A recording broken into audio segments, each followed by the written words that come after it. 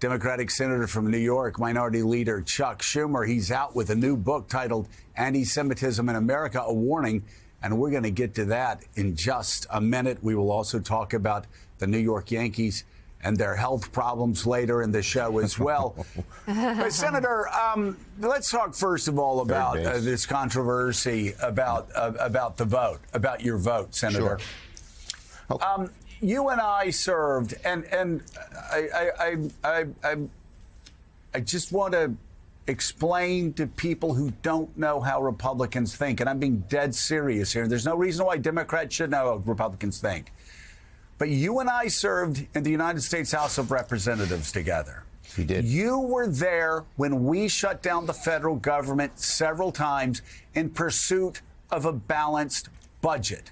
The reason it worked for us is because you had on your side a Democratic president that wanted to keep the government open.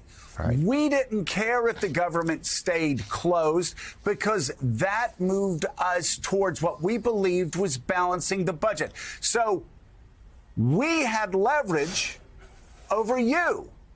In this case, and again, this is just how Republicans think. In this case, Senator, you had Republicans that wanted the government shut down. And if the government shut down, Donald Trump and Elon Musk would be handed more power than they ever had. And as they kept telling Jonathan Lemire, his Republican sources, once they close the government, we'd never open it back up because we'd have all the power. Talk through that, if you will, and how frustrating this is to you that some Democrats just don't understand those dynamics. Well, thank you, Joe. That's exactly right. I knew there'd be a lot of controversy, and I'd get a lot of flack if I voted the way I did. But I knew just what you're saying. If they shut the government down, people don't understand how catastrophic that would be for America and eventually for the Democrats. When you have a shutdown, it is solely the determination of the executive branch what is essential and what isn't. The whole government shuts down, and then they pick and choose what is essential and what isn't. So, day 2 of the shutdown, we don't need to have SNAP. These poor kids, let them find another way to feed themselves. 4th day, we don't need any mass transit funding. Let the states fund it. Let the federal government fund it. Shut down the subways. Shut down mass transit. 6th day. We don't need Medicaid. We can cut it by 20–30%.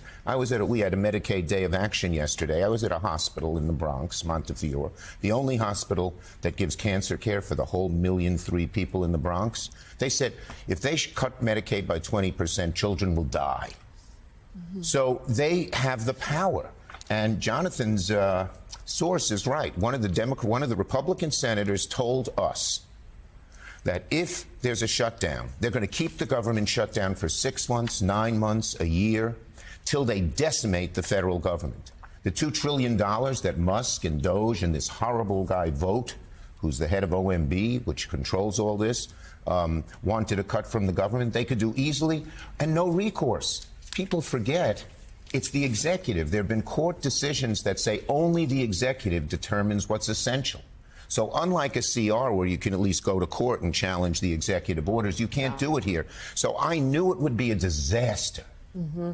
Now, there was a clamor, stand up to Trump. And we should be standing up to Trump in many ways. But let's stand up to him smart. Let's not give him the keys to the kingdom. And my guess is that, one other thing. This is what they'd love us to divert. We're going after him. We're beginning to bring his numbers down because he is making the middle class pay for tax cuts for the wealthy on Medicaid, on tariffs, on everything else. This would be a complete diversion. Everyone would be debating the shutdown. Yes, no. Who's to blame? Whether they'll put this bill on the floor. We'll debate it. This is playing into their hands. And I'm a leader. Sometimes you got to see the danger that might be a little bit down the road, weeks or months, and stand up for what's right. I knew I'd get flack.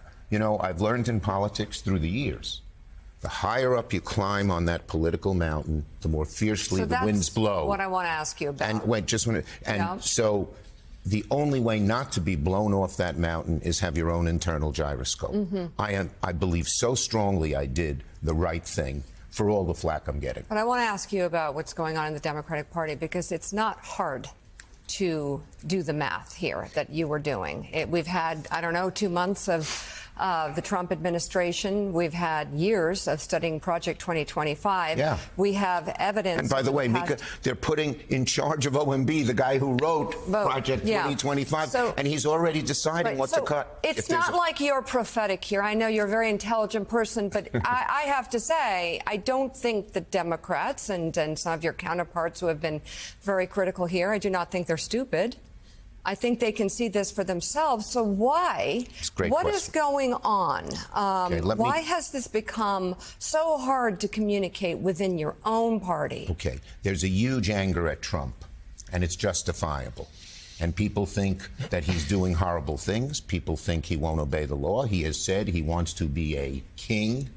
Right. And so the anger says just stand up to him, which we are doing in many different ways. But you got to be smart when you stand up to him. You got to pick the fight, just as Joe mentioned what happened in the Congress when we were there. You got to pick the fight that's smart. And I think a lot of people are so angry, they say, look, this is a moment, just stand up. My guess, Mika, if we shut down the government and they started doing all these bad things, in a month, those folks would be saying, hey, save Medicaid, save our rural hospitals, save this, save that. And we'll say, we can't, there's a government shutdown. And then they would come to us and say, so why'd you let it happen? Right. I prevented that from happening. And I think my caucus, no matter which way they voted, understands that. So, Leader Schumer, some of the criticism, either explicitly or implicitly, is generational. You have these young Democrats who say, Trump won, we got it wrong as a party. We misunderstood the citizenry of this country. We need new leadership in this country. You have Congresswoman Ocasio-Cortez says she's flirting with a challenge to you. She might run for the Senate.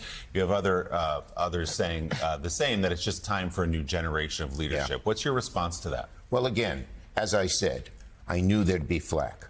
But I think that we Democrats in the Senate are really united. We respect that there were different views. We know that.